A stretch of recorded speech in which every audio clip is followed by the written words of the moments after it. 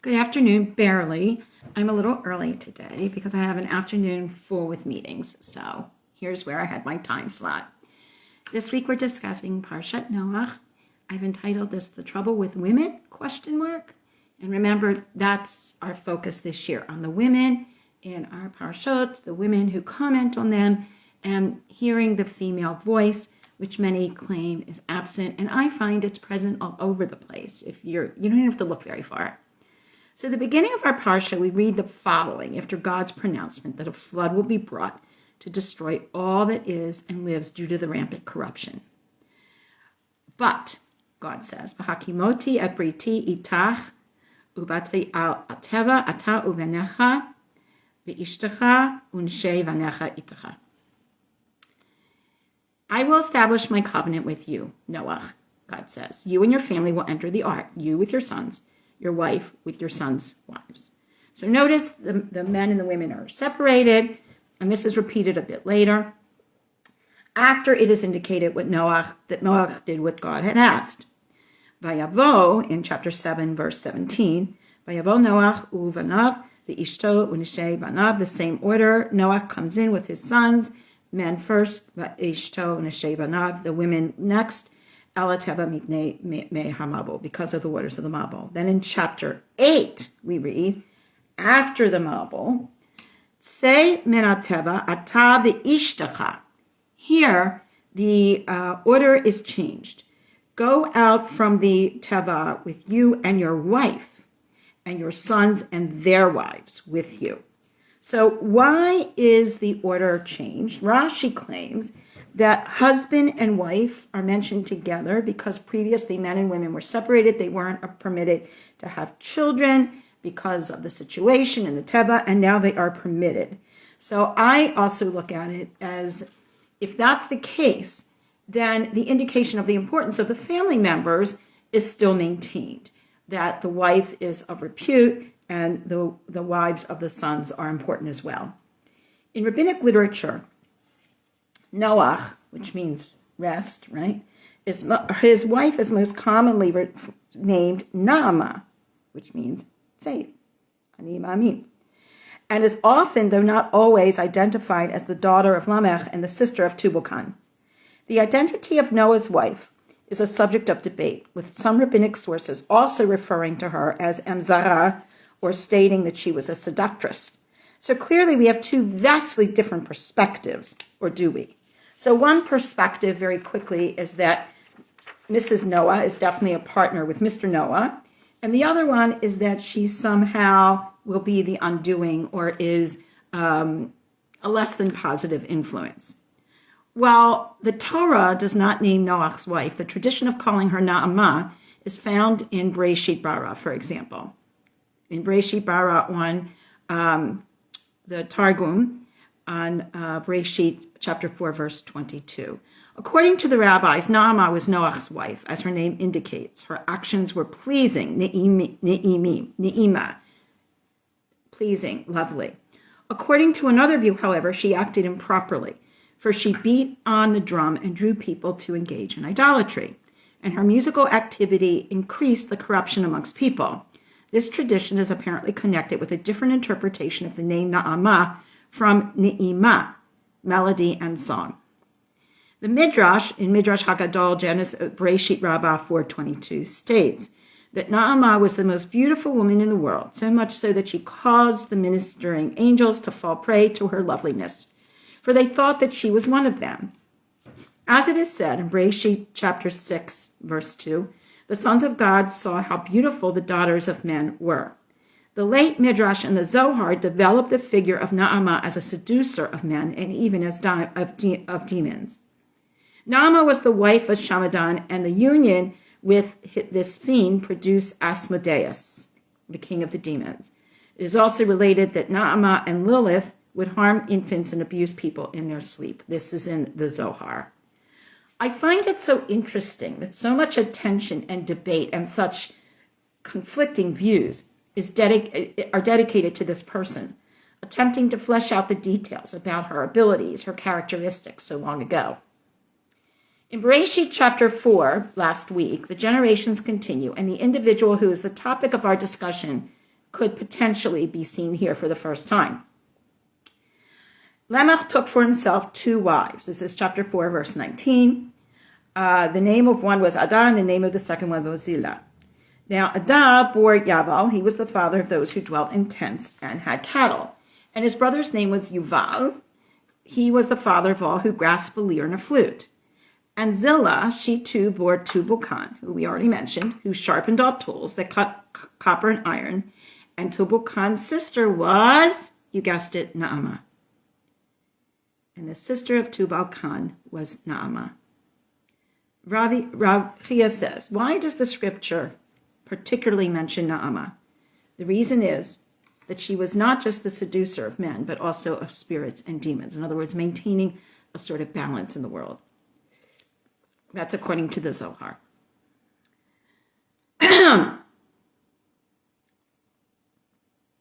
Rambam on Genesis, on Bereshit chapter 4, verse 22, comments.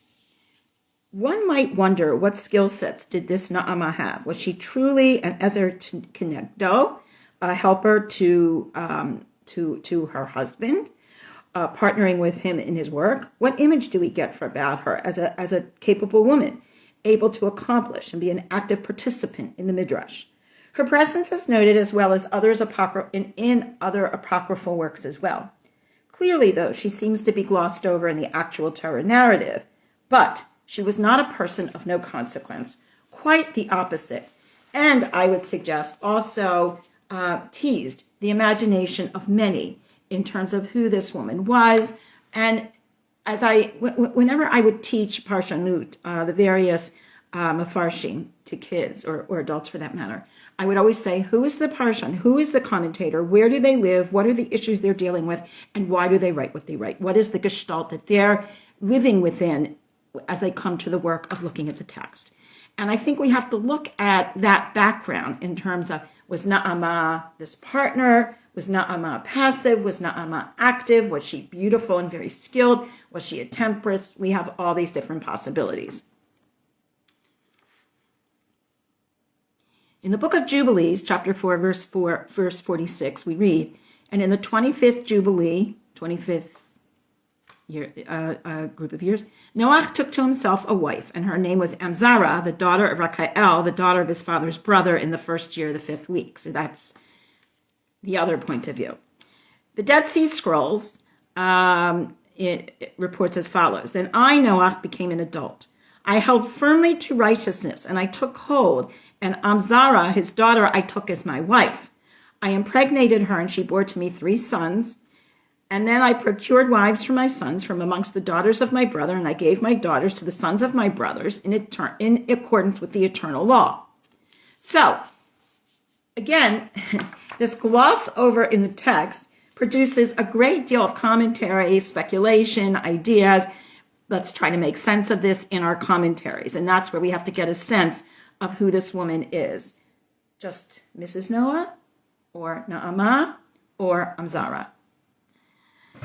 Let's consider 2 different approaches as learned and wise women try to come to terms with these vastly different perspectives on who exactly Nechama, aka Mrs. Noach, was. First, let's look at Nechama Leibwitz. She looks at the inconsistencies and tries to resolve them. The biblical text only mentions Noach's wife, she teaches. In her characteristic style, she wants to focus on the textual difficulty created by this anonymity and explore how the Midrash resolves it. Because when we look back anachronistically, and Nechama made this point, as many commentators do, if the woman is important and of significant note, the name will be given, i.e., daughters of Tzlafchad. Many times the people are named, but Noah's wife is not named in the text. Nechama will then present the different Midrashic traditions surrounding this woman and engage all of us in weighing the validity and purpose of each interpretation. Let us do that. Positive view. Based on her name, meaning pleasant, Nechama, Nechama's actions were pleasing to God and she was a righteous woman. Negative view. Nechama was the sister of Tubal-Cain, who engaged in idol worship and used her music, Amzara, to corrupt humanity. So in other words, did she corrupt, or was she skilled? And did the product of that skill was that used by others in terms of trying to corrupt? Let's look at the ethical lesson. How do we pull this together? For Leibwitz, the core question is not which Midrash is correct, but rather what ethical or theological point is each trying to make. Let's look at the purpose of the negative Midrash, perhaps to explain the persistence of evil after the flood, which we know is the case. And the purpose of the positive Midrash would present a righteous lineage along Noach. This contrast should not be neglected or sidelined. Rather, let's use it, would suggest Nechama, to highlight the complexity of human nature and the moral choices faced even by those closest to the righteous. Secondly, let's look at what Aviva Zornberg would have us do. Zornberg, with her PhD in English literature, brings specific tools of literary analysis and psychological insight to her work as a scholar of text. She is a literary interpreter of Torah who brings together Midrashic traditions with concepts from literature, psychology, and a bit of psychoanalysis, just for fun.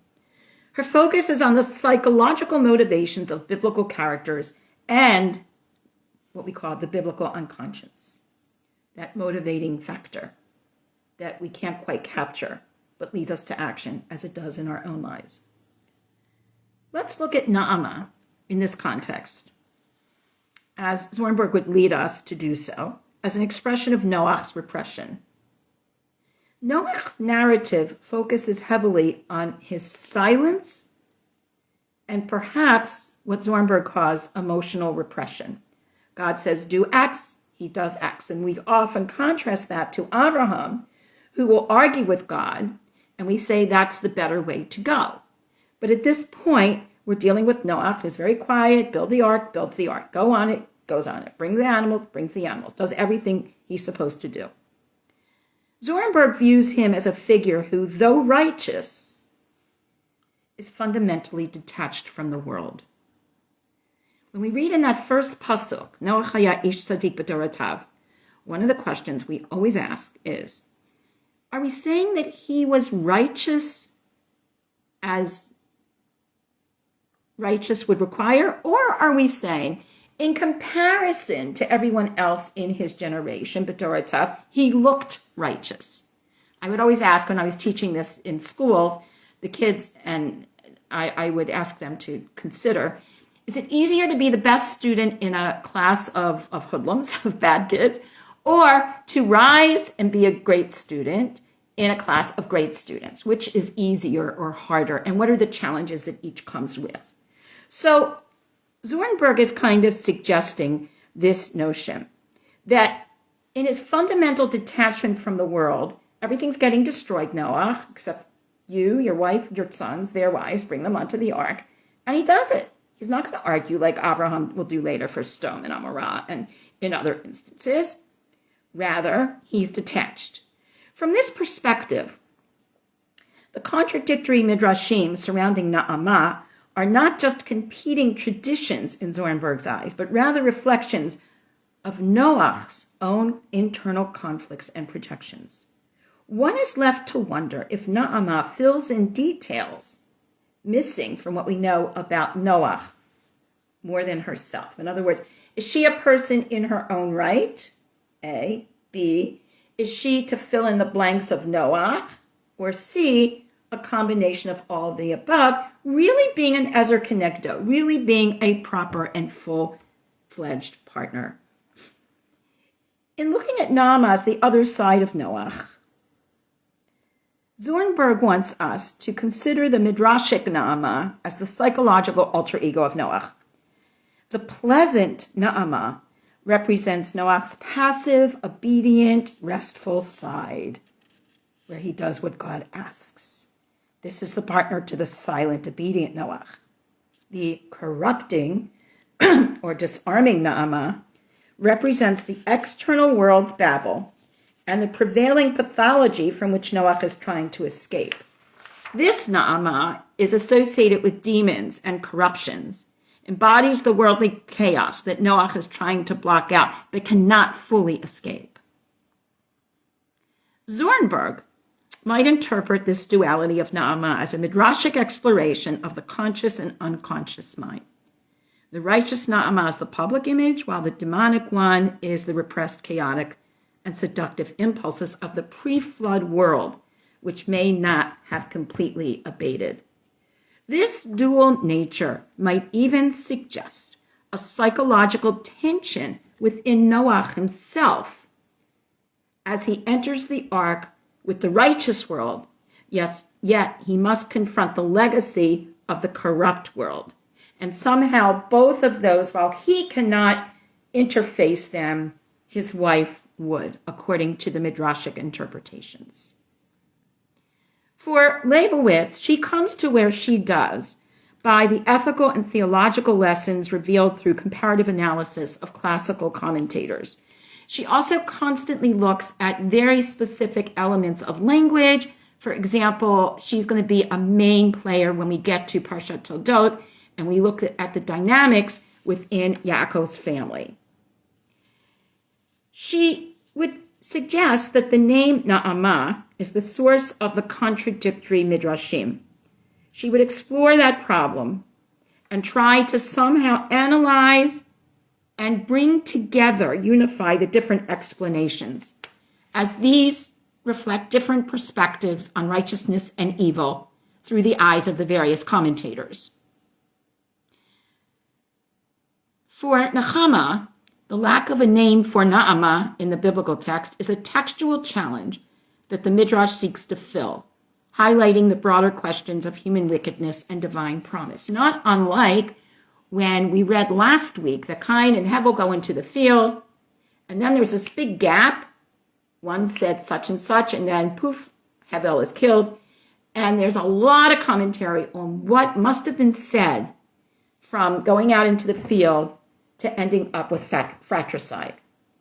So there are missing details. Remember, the Torah is a story of lessons, a story of morals, a story of templates that show us how we got where we are. And that becomes a very salient factor in which often specific details need to be filled in. For Aviva Zornberg, she's much more comfortable with the competing notions of who Na'ama is. For her, the psychological and unconscious motivations of the biblical figures combine Midrash with psychoanalytic thought, and she examines them in terms of finding A within B and B within A. So for her, they are much more together from the beginning than having to use external tools to somehow make sense of the conflict. For Zornberg, the name itself and the contradictory traditions associated show the psychological tension that has to be in our story. When you're reading it, it seems to be a simple narrative, right? But it's not. Did Noach just really go on the ark and take his family and watch the rest of the world be destroyed? Were all the problems resolved? Was it so simple that God says, I'm going to erase humankind. I'm so disappointed. There's evil in their heart. But Noach's a good guy. I'm going to save for him. And yet, later in the Parsha, Noach himself is corrupted. He goes, he builds he plants a vineyard, he drinks wine, he gets drunk, and he acts in an unseemly way. So the Midrashim are not just commentary for Zornberg, but for her, it's what she calls the biblical unconscious that reveals the character's hidden desires and conflicts and addresses and acknowledges and validates their complexity. Na'ama's namelessness for her is a vessel for multiple, even contradictory projections, primarily those of her repressed husband. To summarize, I have found Nechama to generally look into how we can take the discordant parts of the text and somehow bring them to a unified whole. Zornberg, on the other hand, looks at the text, tears it apart, and acknowledges the complexities that exist behind and underneath the actual words, and instead of ending with unity, ends with all these different perspectives from conscious to unconscious, subconscious, and what have you. Or, if I can add yet another dimension, perhaps we are looking at very different personality types, one quiet and compliant, and the partner, the other, as holding all of the complexities of what it means to be part of the world and fight for it, as we all know we often do. Let's imagine for a moment. Noach is told, by God, I'm going to destroy the world. Take your wife, take your sons, take their wives, go on the ark. He does it. Take animals, do it. He does everything. Build the ark. Mrs. Nechama, is watching all of this. Is she not thinking? Is she not affected? Is she not impacted? We all know that when things happen, we're all impacted, everyone around us. Clearly, there's a lot going on with her. And both Nechama and Aviva Zornberg and others are filling in the details so that we get a sense of who this Nechama is. Perhaps in the spirit of opposites attract, there may be a lesson of humanity here. As we read in Kohelet a few weeks ago on Sukkot, Shabbat Sukkot, Zaman Simchatenu in chapter 4, Yesh echad ve'en sheni gam ben va'ach en lo ve'en ketz l'chol amalo gam eno lo tishbat osher. There is one and there is no second. He has neither son nor brother, and there is no end to his toil. His eye is never sated from his wealth. Now, for whom do I toil and derive my soul of pleasure? This too is vanity and an unhappy affair. And yet, right after this, we read, Tovim hashnayim men ha'achad. Two are better than one. Asher yesh lehem tzachar tov b'amalam. For they have good in their toil. Let's think about this. Let's look at Nechama as Noach's working partner. His partner in every sense. Husband and wife, having children, raising a family, and working. Why are two better than one? We continue with Kohelet. Ke'im yipalu achad yakim et hachaber. If one falls, the other one will pick him up. And if one is alone, there is no second one to pick him up. So if we look at these notions given to us by Aviva Zornberg and Nechama Leibwitz, that we have this kind of alter ego and ego thing going on found within this couple of Noach and Nechama. Rest, pleasant rest. Sounds nice, but there's a lot going on underneath that those names themselves would belie. And that's, I think, where Noach and Nechama are a really important lesson in what it means to be an Ezer Kenegdo, in order to be a helpful partner, in order to create something that Tovim Hashnayim Min Achad, two can do better than one, because first of all, you can get more work done. Second of all, if you're tired and you're exhausted, the other one pulls you up. That's what we all do for those that we care about. So Nechama, pleasant. Did she sing? Did she have talents? Were they used to mislead others? Ulai. But maybe she had to have that part in her because maybe it was missing in Noach, meaning rest. Maybe Noach was too passive in some ways and needed somehow to be pushed to do more or to think more or to consider more. And maybe that's what Nechama did. So, in honor of the woman of our Parek, of our Parsha, Nechama, who perhaps might have been Noach's better half, I wish you all a Shabbat Shalom. And next week, let's look at Sarah Imenu and see what she adds to the discussion. Lehitraot, have a good week, everyone, and I hope that you're all surviving your first week back to work after all the Chagim. And Chodesh Tov, it is Cheshvan, and as many say, Mar Cheshvan, poor little bitter Cheshvan because they have no holidays. But here's my take on Cheshvan. I think Cheshvan is perfectly happy to rest after all the Chagim. So on that note, I don't think it's so Mar, so bitter. Shabbat Shalom and Chodesh Tov.